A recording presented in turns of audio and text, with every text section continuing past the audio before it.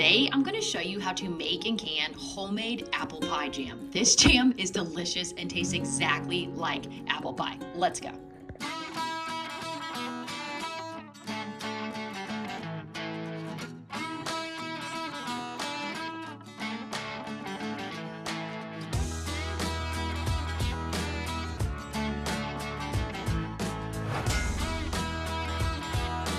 You can use any kind of apple for this. I'm going to use a mixture of Golden Delicious, McIntosh, and Gala. As always, the first step is going to be rinsing off those apples.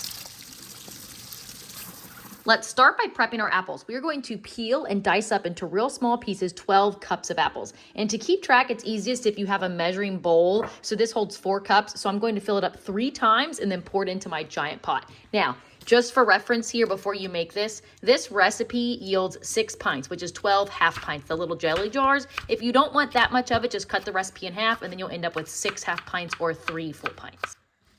See how small those hunks are?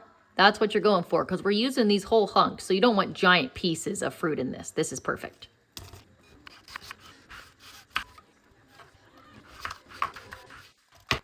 And for reference, you can see where that one apple yielded about a cup of diced apples. So technically, to get your 12 cups, you're going to need roughly 12 apples.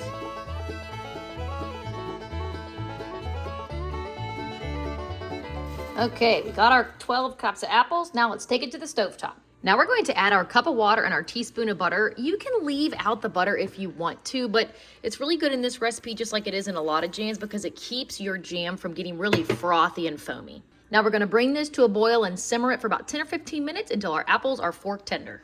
It's boiling, so now we will simmer this covered until they're cooked. And make sure to stir it every couple of minutes. That way it's not sticking to the bottom of the pan and nothing is scorching or burning.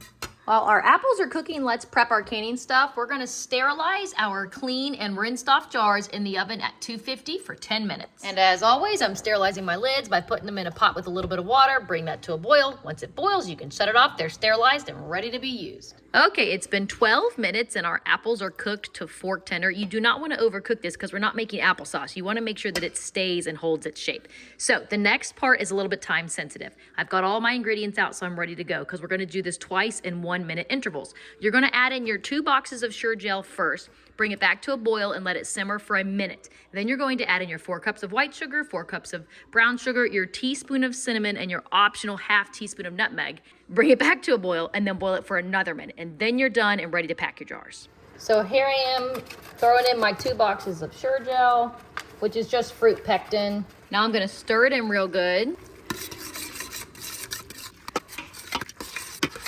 And it's back to a boil, so now we're gonna boil it for 1 minute, stirring it constantly so that it does not stick to the bottom.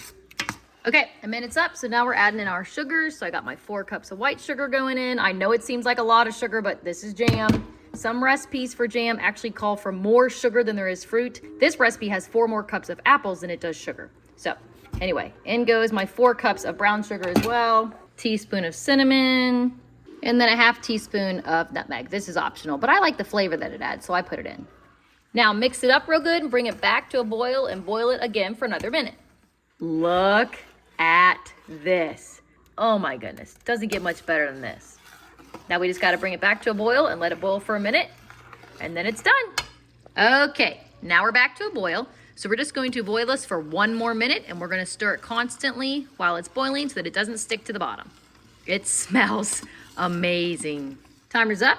I got my heat turned off. We're gonna pull it off the heat and we are officially ready to fill our jars. And while I'm filling my jars, I've got my big pot of water over here coming to a boil, so it's ready to water bath can once our jars are filled. So now I'm just filling these jars and I'm going to leave a 1/2 inch of headspace. And then when I'm done filling my jars, I'm going to wipe my rims, add my lids and bands, and then we're ready to water bath can. So I got 11 half pints filled here, and I've probably got 3/4 of a pint left in here that I'm just gonna jar up for us to eat fresh over the next few weeks. Doesn't need to be canned because we're eating it now. So anyway, let's get these into the canner and water bath can them. And these are gonna water bath can half pints and pints for 10 minutes. Quarts are going to be 15.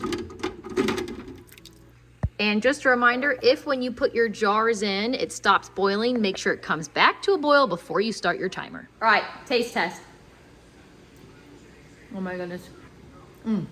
It's perfection. It's so good. And it is boiling. So now I got my timer set for 10 minutes.